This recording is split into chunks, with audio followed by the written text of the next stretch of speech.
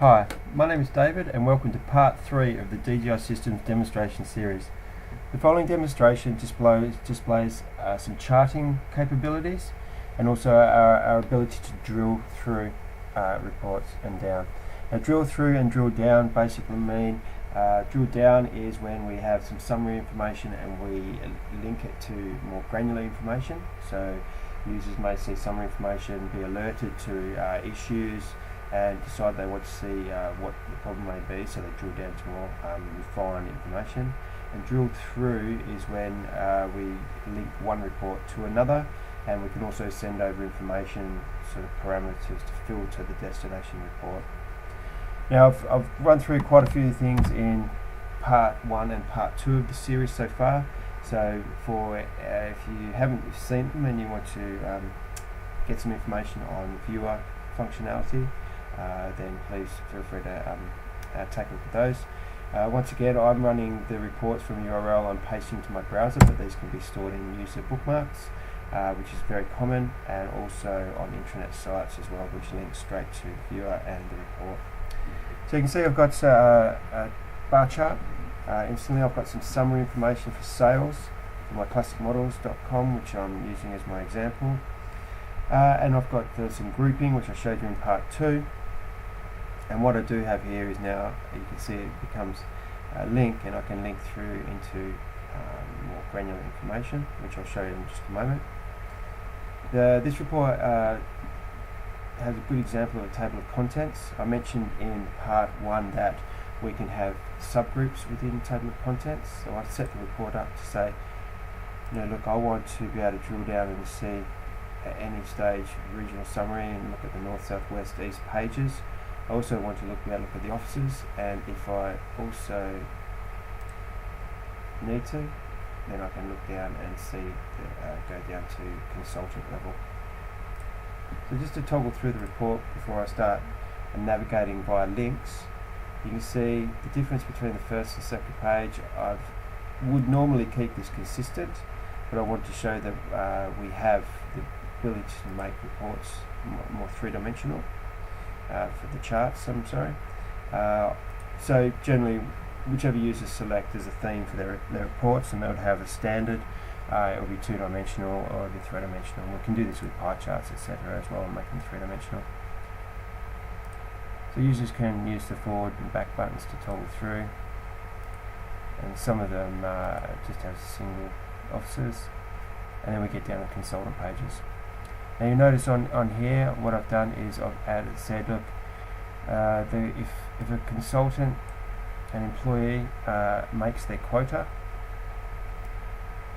then they're coloured green. If they don't make their quota, they're coloured red. So this is some simple analysis done for the users at runtime, so they don't have to make the decisions as they go, they're already being made. With the parameters, display analysis, I'll show you that first of all.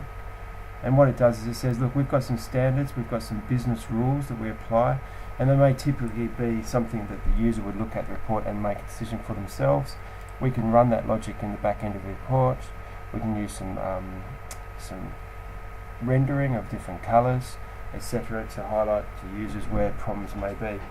Now, initially looking at this chart, it would have been very easy to say, well, look, the eastern region is by far the best performing, but it does have more officers and it has a higher head count.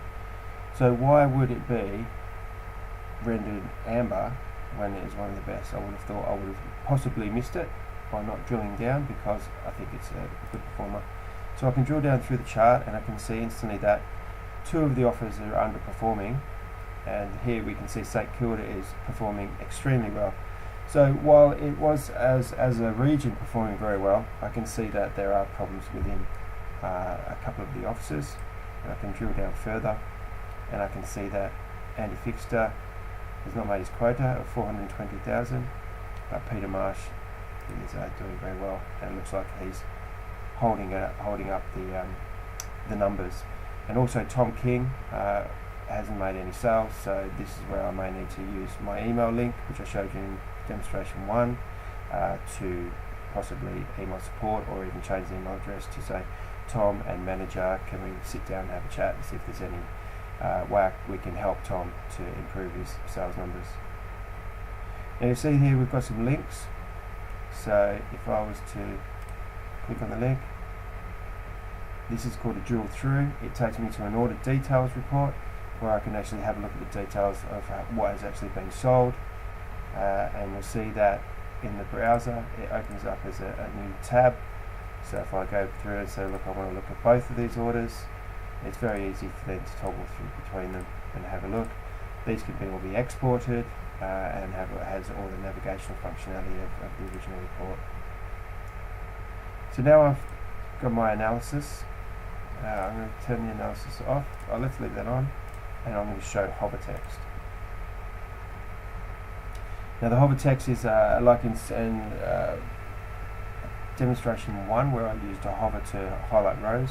We can also use hover text to use pop-ups and include information from other reports.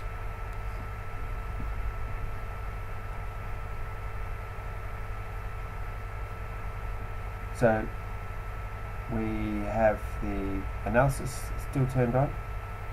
I'm going to go through to my east again. So follow the same path as used previously. Now you see the links have gone, but I've got some orange text. Now I've highlighted that so that you can see that there is something of interest there.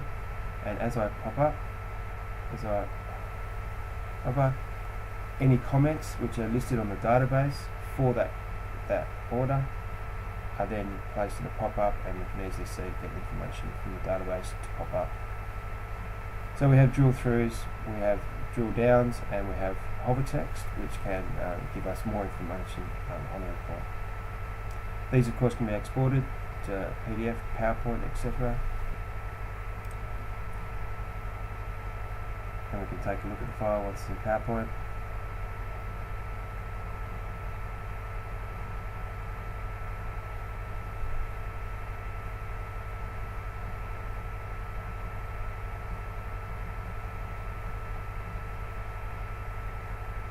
And you can see now we have all available ready for presentation over a big screen.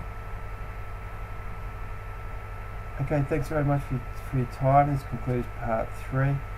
Please stay tuned for demonstration part 4, where I'll look at the concept of rolling periods and functionality placed into reports so that we can toggle through dates very easily. Thanks very much for your time.